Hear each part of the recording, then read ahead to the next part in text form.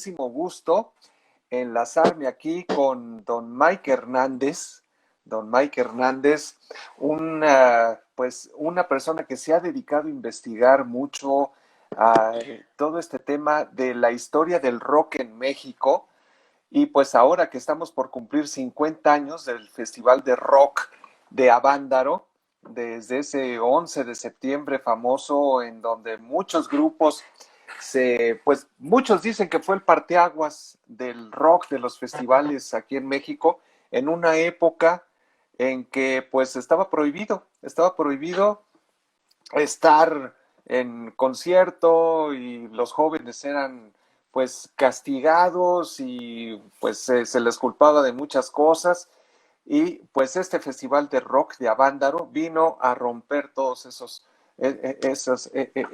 prejuicios. Y me da muchísimo gusto, Mike, muy buenas tardes, bienvenido a este programa, qué gusto saludarte.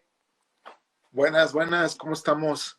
Ya hace un rato que no nos veíamos, pues gracias por la invitación, Arturo. Creo que te he visto, pero de pasillo y corriendo. Sí, hay que recordar que ya estamos de regreso a clases presenciales en nuestra Universidad Anáhuac y Mike pues tiene ahí varias materias importantes que tienen que ver con producción de radio, música, eventos especiales, licenciatura de empresas de entretenimiento. Y me da mucho gusto tenerte aquí, Mike, para hablar Gracias. de qué tan importante fue este festival de rock de Avándaro hace 50 años. Se va volando el tiempo, pero 50 años ya. Escuchaba una entrevista con Luis de Llano hace Ujú. poco, que pues él fue uno de los que promovió mucho este festival de rock de Avándaro, y Sí, platicar que parece que fue ayer, ¿no? Que como claro, 50 años parece que fue ayer, y este festival pues vino a romper muchos tabús que había sobre los jóvenes, sus comportamientos, y vino a abrir la puerta a los conciertos, tal como los vivimos hoy, con la apertura, con la libertad con la que podemos tenerlos hoy. Porque antes hay que recordar, Mike, que no había grupos de rock que vinieran a México, ni venían las puertas, ni venían los Beatles, ni venían los Rolling Stones, no no, había nada. Todo claro, estaba claro. satanizado, prohibido por el gobierno de ese entonces. Pero platícanos, Mike, ¿qué nos deja este Festival de Avándaro a 50 años? Nos deja muchísima nostalgia, yo creo, muchísimas ganas de, bueno, no sé, pero yo creo que en el caso de muchos, no sé, a mí en lo personal, no sé qué pasa, qué te pasa a ti, Arturo, pero a mí sí me hubiera gustado estar presente cuando hacía la entrevista con pues, varios de los músicos que estuvieron ahí, el material que recopilaba, porque aparte, como lo dices, es un caso tremendo que, pues por toda la palabra esta, ¿no? Que está muy presente hasta la fecha, satanización, pues se prohibió. Entonces no había mucho material, todo lo que había se perdió aparentemente. Y bueno, es un concierto muy, muy importante. En efecto, yo creo que para el punto de vista de muchos es el primer festival musical en la cuestión del rock en nuestro país. En efecto, por ahí creo que tuvimos poquito antes una visita inesperada de Doors, que ya platicaremos en otro caso, que fue la excepción, ¿no? Que de hecho ya se había cancelado y se fue a otro lugar. Pero en el caso del Festival de Rock y Ruedas de Avándaro, en efecto, como decías, pues probablemente uno de los involucrados, en este caso Luis de Llano, el segundo en paz descanse, que ya tiene un par de años que igual falleció, Armando Molina, que tuve oportunidad de estar todavía en su casa aquí en CDMX. Y pues bueno, verlos a ellos era el testigo, estar contando todas estas anécdotas, como dices, no había pues conciertos, bueno, estaban los hoyos funkis porque ya sabemos, no Sí, veníamos de la pero cuestión. Exacto, chiquititos, totalmente, chiquititos, así muy exacto. limitados, sí. Yo creo, digo, a lo mejor ahorita para dimensionar a la gente, ¿no? Pero pensar en un salón de clases yo creo que era mucho, ¿no? Como dices, tú eran muy pequeñitos o cuando eran estos de los baldíos, que era parte de los hoyos funky, pero sí, pues ya veníamos castigados, ¿no? Del 68, de muchísimas cosas, y en el 70, en este caso 72, ¿no? Que empieza a buscar, a estar esta búsqueda por espacios. Entre el 72 y en el 74 se quiere hacer este concierto, el pretexto es que iba a ser una carrera de autos, ¿no? Originalmente una Ujú. fiesta, una noche mexicana, y posteriormente, pues Armando Molina piensa y dice, bueno, ¿y si agregamos pues unas bandas de rock, ¿no? Pero unas bandas de rock era una, dos, y de repente se gestó un movimiento bien interesante, era una generación llena de músicos, entre ellas, de una vez lo pongo por acá, una banda súper importante llamada pues Bandido, una reedición del vinil que ahorita platico un poquito más, pero la situación es que se juntan muchas bandas, tenían mucha influencia de la música blues, ¿no? Pues el rock, lo que estaba pasando, Rolling Stones, de muchísimas bandas alrededor del mundo. Entonces, pues originalmente iba a ser una noche, se convierte pues en un par de días, ¿no? En efecto, 11 y 12 de septiembre. Y no solo eso, sino que toda la gente que llegaba, las bandas que llegaban pues de la franja fronteriza, las que estaban acá en CDMX, y pues ver circular, incluso, bueno, hay mucha gente que dice que sí estuvo, me refiero a músicos, y no alcanzaron a llegar, otros no quisieron, no sé si sepas, pero por ahí hay un par de bandas que había alguien en particular que quería todo el presupuesto que había en ese momento para el concierto, pues obviamente se le dijo, no, pues sabes qué, que este es el presupuesto y se va a repartir entre todos, ¿no? Luego se arrepiente, se lanza al festival y se queda varado en el tráfico, porque pues obviamente se estima, ¿no? Que fueron más de 250,000 personas. Armando Sí, Medina en ese momento era el que organizaba, pues manejaba muchas bandas, y él se convirtió como en ese contacto pues él traía Peace and Love, justo esta banda pues mítica, ¿no? En ese festival. Y bueno, es un festival muy importante que hasta la fecha sigue resonando, está en la mente yo creo que de muchos. Ojalá por ahí también me toca todavía de las nuevas generaciones, ¿no? Como que les interesa y se quieren meter como a esta parte. Es la primera vez que tuvimos conciertos, la primera vez que se hace un evento masivo, nadie se imaginó que eran 250,000 personas o poco más.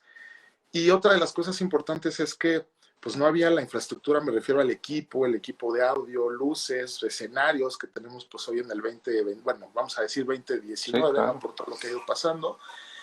Pero no solo eso, o sea, todavía son muchas cosas las que podemos rescatar de Avándaro, pero ahorita que quiero puntualizar alguna en especial, pues era una generación, ¿no? De músicos, y bueno, como está en ese documental que realicé, ¿no? Lo que incluso decíamos, Ibáñez, ¿te acuerdas? Que se hace esta utopía, ¿no? Que estaban diferentes, pues, clases sociales, o sea, no, en ese momento nadie era diferente.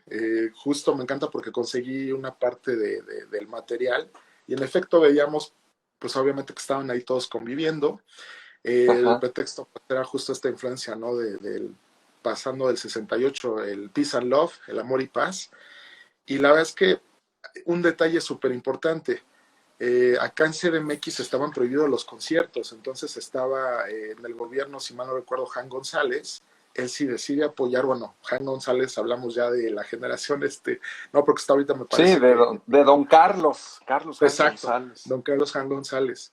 Y él fue el que dijo, sí, pues aquí no se puede, pero vámonos al Estado de México. Y por eso es que fue ahí pues en esta pequeña, bueno, esta localidad de Avándaro, Valle de Bravo, espero que no se me esté yendo ahí como la geografía, ¿no?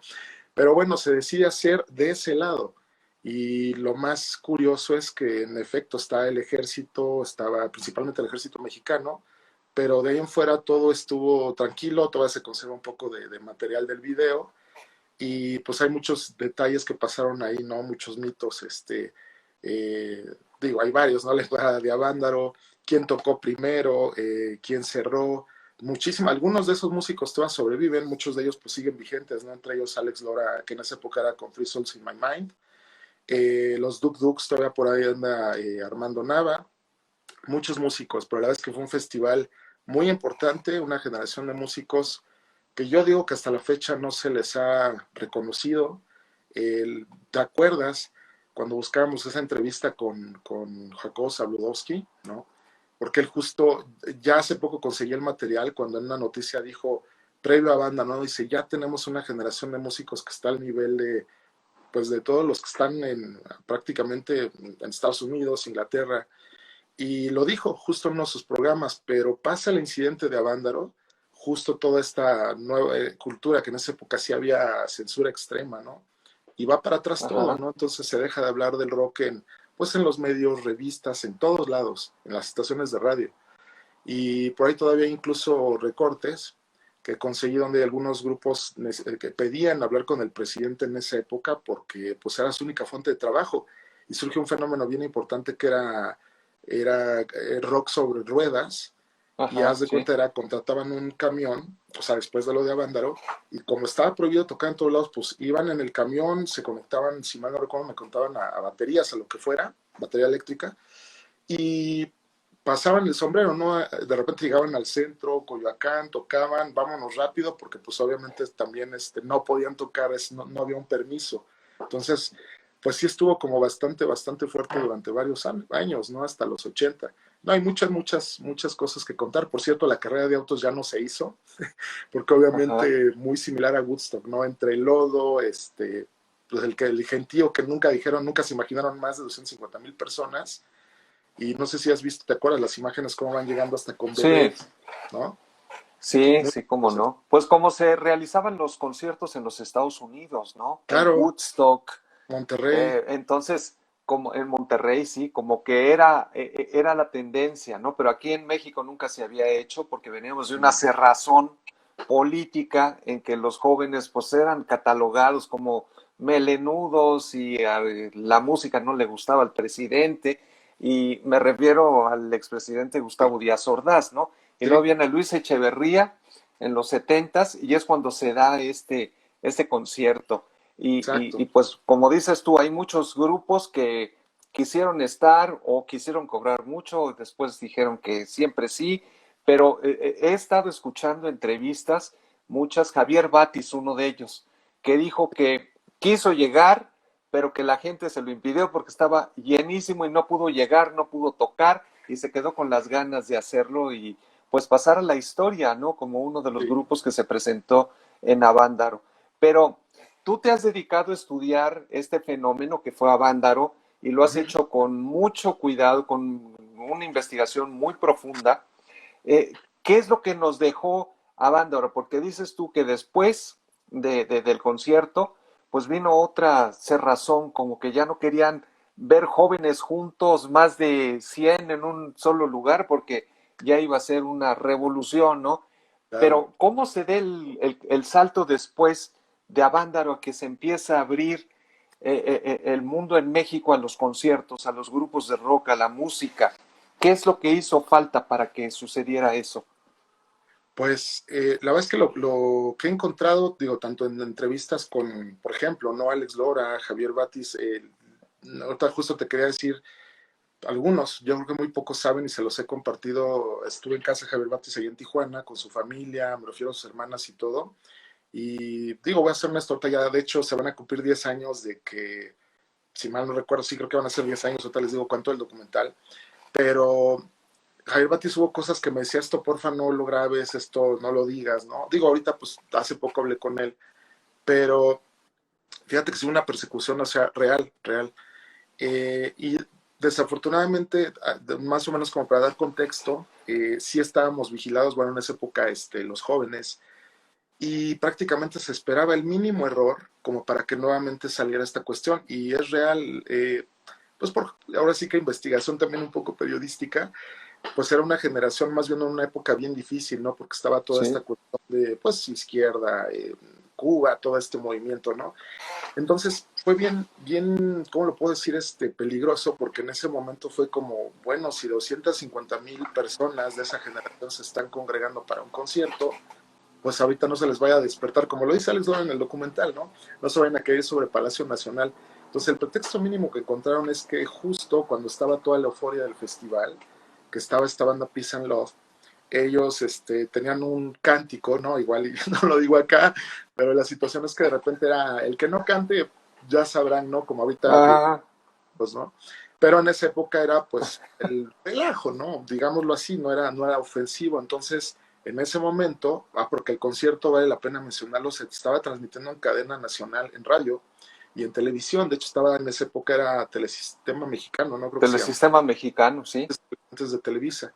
Entonces, los que estaban oyendo por radio, se va la transmisión. Cuando dice esta frase, el vocalista, lo de el que no cante, se corta la transmisión en radio, en televisión también. Después de eso desaparecen las cintas, las confisca, No me pues, digas. La censura, censura en su peor en- expresión. exactamente.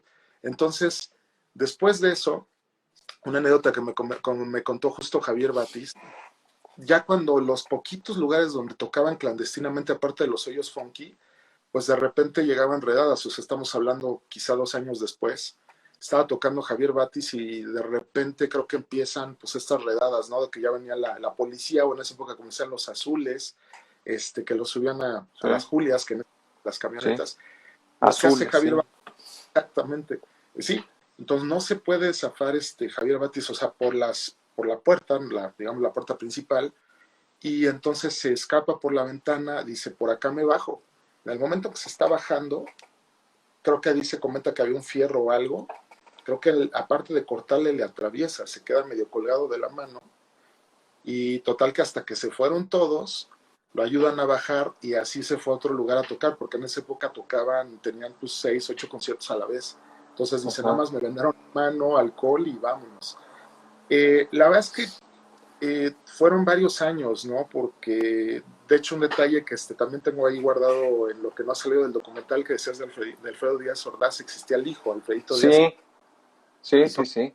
el ritmo, el hijo era muy rockero, y cuando fue su cumpleaños, no me acuerdo si los 15, no me acuerdo qué edad, el, pues Díaz Ordaz, es como, ¿qué quieres de cumpleaños? Pues que vengan los locos de ritmo a tocar a Los A Los Pinos. Pinos, sí, sí, sí, Y sí.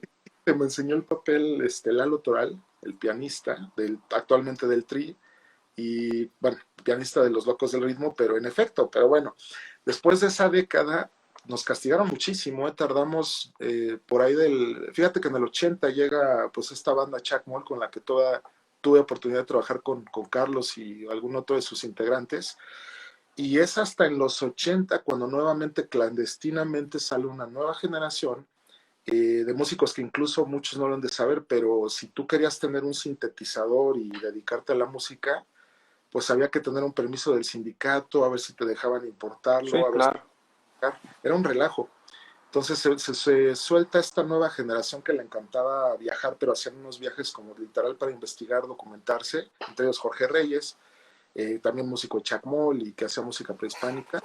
Y total que en ese momento, cuando llegan acá, todo era como otra vez de contrabando, ya obviamente ya no estaba tan esta prohibición, pero realmente los que hacen como este nuevo empuje otra vez son bandas como Size, que era esta influencia de el punk que estaba pasando en Inglaterra hacia finales de los 70. Sale en esa época Dangerous Rhythm, porque hay que recordar que las bandas se ponían nombres en inglés y cantaban en inglés, salvo excepción de Chuck Moll. Es ahí cuando se vuelve a gestar otra vez, se ocupaban lugares como la Carpa Geodésica, no sé si la conociste, creo que Sí, estaba, cómo no. y era un foro muy importante para la cultura, y Chuck Moll tocaba a veces casi todas las meses, semanas completas. Total que fue esta nueva generación que fusionaba el rock progresivo, estaba la otra corriente que era el punk o toda esta influencia. Obviamente sigue vigente ya no Three Souls in My Man, sino el Tri, ¿no? Y en la independencia. Pero fue esa Sí, lucha, esa, digamos, pues el aferrarse, el como traer su propio estilo, surge una nueva generación. Y por ahí del 80 y bueno, mediados de los 80 tuvimos la fortuna de tener un lugar que se llama Rocotitlán. No sé si te ajá. acuerdas, ¿no? Y este era de uno de los Arau, es que es Sí, Alfonso Arau, y ahorita se olvidó el nombre del otro Arau, pero gracias a él que lo hizo inocentemente por lo que, pues en entrevistas y lo que investigué hace poco, pues lo hicieron como un proyecto de vamos a hacer esto. Y fíjate que fue como el lugar que se dedicó como a albergar a esta nueva generación y permitió que llegaran otra vez pues una nueva camada de músicos. Se acaba esa etapa de quizá de los 80 o de mediados a casi principio de los 90. Obviamente cambia la administración, ya no son los Araúl los que lo manejan, pero gracias a este lugar, a que surgió una nueva generación de músicos, y que en ese momento empieza a llegarnos pues lo que había en España, en Argentina, esta apertura. También tengo los promos, algún día compartiré, y son interesantes porque Sony Music hace su promoción o marketing, todo en su máquina de escribir, y me encanta porque el escrito dice, vamos a tratar actualmente el rock nos damos cuenta que ocupa un lugar importante, veamos España, veamos Argentina, ¿por qué no hacerlo en sí, México? Entonces, empieza toda la promoción y es cuando entonces ya viene el rock en tu idioma, pero antes ya estaba pasando aquí, ¿no? El rock en tu idioma ya fue pues esta parte afortunada, o para muchos, para otros no, pues que ya entraron disqueras, marcas, y es hasta entonces que vuelve a resurgir esto, ¿no? Pero no podemos ignorar que sí fue como pues la primera camada, la primera inyección de energía de si ya pasó una vez, ¿por qué ahora no? Hacia los Ajá, 80 y hasta la sí. fecha, ¿no? Ojalá que se conserve esa rebeldía que hace falta en la Oye, música. sí, mira, varias de Sí, las personas que nos siguen aquí en esta transmisión, Marco Errejón dice excelentes anécdotas y datos históricos del rock. Saludos. Pues sí, es que tú te has dedicado a investigar todo este fenómeno musical.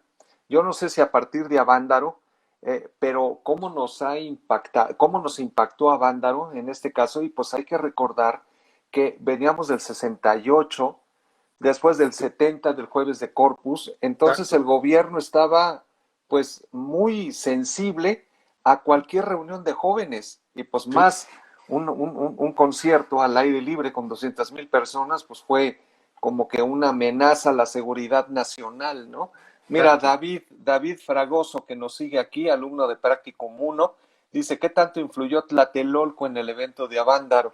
Pues yo creo que se refiere al 68, ¿no? Sí, en efecto. Pues muchísimo. La verdad es que si escuchamos, es que hay que decir esto, Arturo. En el caso de la banda de Peace and Love, ahorita no tengo el vinil acá y el CD no lo tengo a la mano. Peace and Love, ¿no? Valga, ¿cómo se puede decir esta paradoja? El nombre de la banda es Peace and Love, Amor y Sí, Paz, ¿no? sí, sí, sí. Tienen una canción que se llama Tenemos el Poder. Entonces, justo cuando empieza la euforia, cuando en ese momento ya me imagino, la verdad, la gobernación de escuchemos eso. Empieza el cántico We Got the Power y en eso tenemos el poder.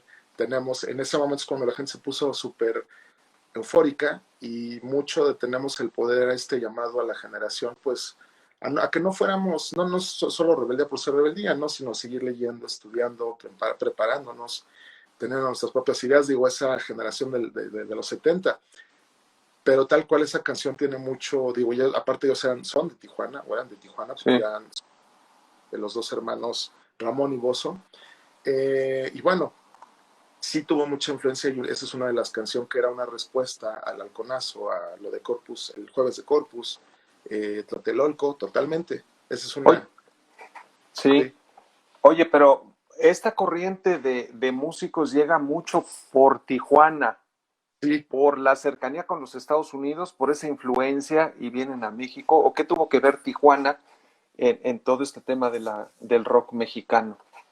Muchísimo, justo lo que platicaban y también está impreso justo ahí en el documental es que venían las bandas como le decían en esa época de la, digo, hasta la fecha se le dice así, la franja fronteriza. Tijuana era el principal, pues, aunque muchos lo nieguen y lo renieguen, el maestro Javier Batis fue el que fue el maestro de un montón, Sí, digo, yo claro. creo que fue a la lista, aunque digan que no, y Santana ya lo reconoció desde hace como, sí, como 5 o 10 años. Sí, sí, sí, sí. Que fue su maestro, sí. Sí, fue maestro de él, él prácticamente con las bandas que hacía, palomeaban, ¿no? Echar palomazo, pues es tocar con ellos, pasó por ahí Alex Lora, muchísima gente, el mismo bajista actual del Tri, el Bolillo, o sea, puedo decir muchísimos nombres. Pues bueno, él fue el primero, como que él también aprendió pues la música mexicana, pero él le llamó más la atención, pues todos, como él lo dice, ¿no? El ritmo de color, podía viajar pues a Estados Unidos, empieza a conocer a James Brown, de hecho tiene mucha influencia en la primera etapa de la carrera de Javier Batis, el funk, el blues principalmente, Fíjate. y Ajá. fue Pilar, ¿no? Como el que traía los discos, el que él decía, pues está de moda este peinado, está de moda este outfit, estos zapatos. Entonces, pues nos empieza, o empieza, mejor dicho, a contagiar a todos los de esa época. Tijuana fue un punto, Durango el otro, con los Duk Duks. De hecho, la abreviación de Duk Duk era porque eran de Durango, aunque se fueron a migrar Ah, luego para acá. Por eso es los Duk Duks. fíjate. Fíjate, hasta ahora me entero de eso. Fíjate. Sí, sí, sí. Mira, Carlos Tom pregunta, perdón, dice, ¿el rock mexicano fue diferente antes y después de Avándaro? La verdad, sí, yo sé algo que siempre digo, vamos a ser sinceros, no sé qué opinas tú, Arturo. O sea, a mí me encanta la época de los 80 y los 90 también, digo, fue parte del documental que hice, pero musicalmente hablando, pues eran músicos que eran orquestas grandes, o sea, justo Peace and Love Bandido traían una sección de metales, pues había guitarras, bajos, bueno, toda la instrumentación de rock que teníamos, pero la ejecución eran canciones, déjame ver si por ejemplo acá está la duración, pues eran canciones de decir casi 8 minutos, 10 minutos, o sea, hablando del caso Ah, Bandido, ¿no? Una super banda que esta también ahorita eran de Guadalajara, de los 70. De hecho, esta fue una revisión que salió me parece que fue Alemania. Sí, Caso que siempre pasa, salen reediciones en Alemania, en España, en Estados Unidos, en Inglaterra, de piezas de rock mexicano, principalmente de esa época y de los 80, y aquí de repente ni sus luces, ¿no? Pero, híjole, la verdad es que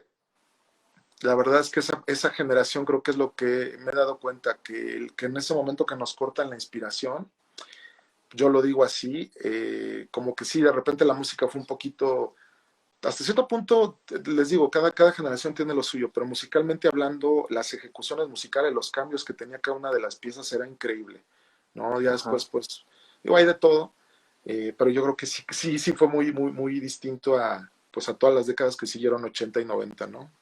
Totalmente. No se puede decir cuál fue mejor o peor, es depende del gusto de Sí, cada quien, ¿no? sí, Pero déjame preguntarte, con estas rolas de 8 o 9 minutos, pues no se podían poner en radio, no, exacto. No, a veces había unas medio editadas, digo, me acuerdo, ya hablando 80 es el caso así Chacman, cortadas. Ajá. los invitaban a veces a la hora nacional y tocaban todo el disco y era como triunfamos, ¿no? Porque se tocaba el disco en la época. Ajá, Sí, era ajá. el radio edit, totalmente. Entonces, era buscar o la canción más corta o la más, como se le llama, ¿no? La radio friendly. Había unas de 4 minutos, pero todo lo demás eran unas piezas increíbles. Entonces, es diferente. Pero la verdad es que la calidad de ejecución de esa época, la verdad es que mis respetos, ¿no? Sí me quedo así de wow. Podría ser un estilo de música un poquito más artesanal, Yo creo que sí, totalmente.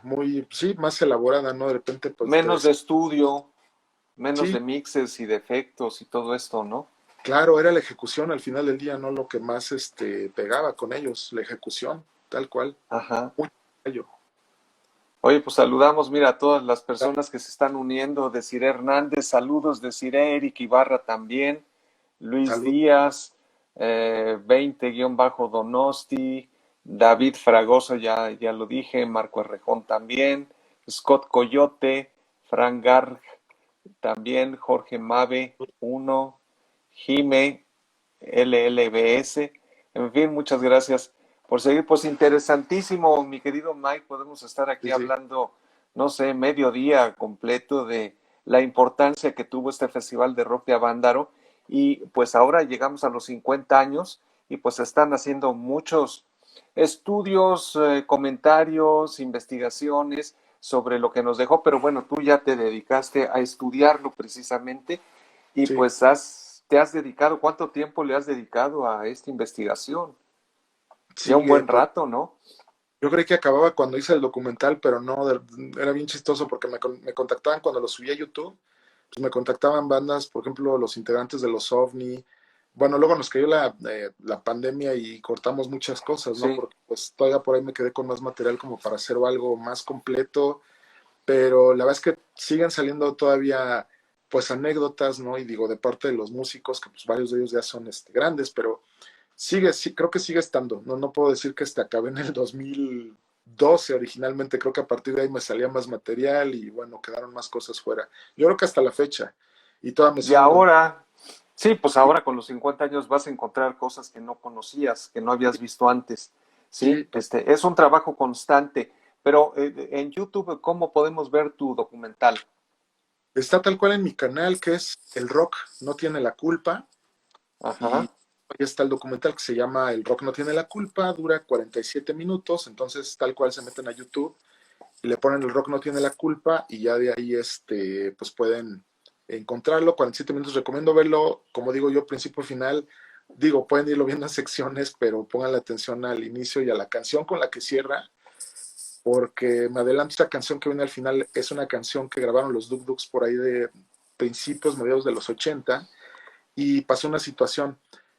Justo empieza todo el veto también de las disqueras y los Duk Duks de hecho seguían tocando, ya estamos hablando de los 80 y ellos tenían una vestimenta tipo Kiss, algo bien padre, o sea, Duk Duks mutó muchas veces, y de repente la disquera, la canción obviamente hace una crítica al periodismo musical de esa época, o pues a todo lo que pasó, ¿no? A la represión, todas esas cosas. Entonces, pues escucha a la disquera y les dice, híjole, ¿qué creen? Pues esto es mucho rock para México, esto es muy pesado, así que les damos la carta de retiro, muchas gracias, hasta pronto.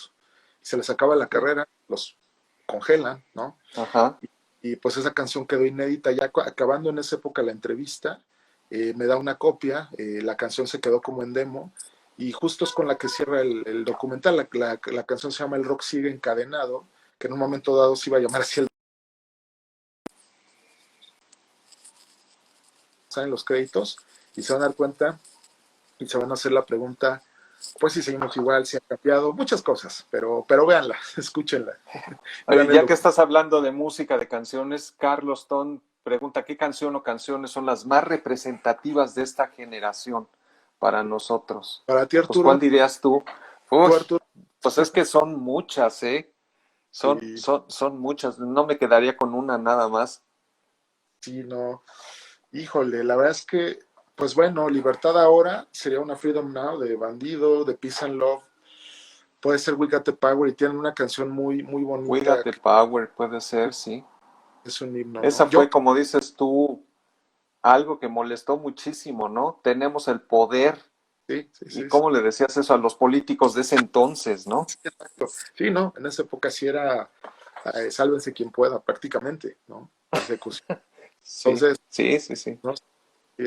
Yo creo que es que sí, como dicen, son varias, pero yo creo que We Got the Power y esta de Freedom Now, que también hace esta, pues, apología también, ¿no? Libertad ahora, o sea, libertad de pensamiento, etcétera, etcétera. Entonces, como pueden ver, es una generación bastante políticamente activa, creo yo, Ajá. ¿no? Muy bien, Mike Hernández. ¿Tu programa de Radio Anáhuac, cuándo pasa? ¿A qué horas Pues, ¿qué crees que creo? Bueno, hasta lo que me acuerdo ya no, es que como pasó de la pandemia, eh, dejaste de transmitir? sí, y la verdad es que ya no supe si seguían o no. Entonces, ahorita pues está en stand-by. Lo que no he contado es que se está haciendo más el podcast. He estado trabajando ahorita más en el canal de YouTube. Y ya en breve yo creo que voy a estar actualizando toda esta info. Sigo con el blog que es el rock no tiene la culpa.mx y aquí en Ajá. las redes, pero lo más seguro es que pronto lo vemos un poquito más en un formato de podcast. De repente me invitan a colaborar en Ibero 99, entonces ahorita es aquí donde sigo, independiente. Oh, oye, Pero pues muy bien, Mike Hernández. El rock no tiene la culpa. Pues gracias. ahí se los dejamos. El rock no tiene la culpa. Hay que ver su documental de los 50 años de Avándaro, que bueno, no se llama así, pero es el rock, la historia del rock en México. Claro. Muchísimas gracias, Mike, por tomar estos minutos, haber platicado con nosotros. Muchísimas gracias, Muchas mucha gracias. suerte y bueno, pues hay que ver el documental que siempre me he quedado al principio, no he llegado a la canción final que dices. Va a ser tu tarea. Tengo el fin de semana para hacerlo con toda calma. Perfecto. Mike, muchísimas gracias. Gracias a todos Gracias por estos minutos y muchas Gracias. gracias a ustedes por habernos seguido aquí. Seguimos nosotros en contacto aquí en Cultura y Punto. Mi nombre es Arturo Corona. Muy buenas tardes. Adiós.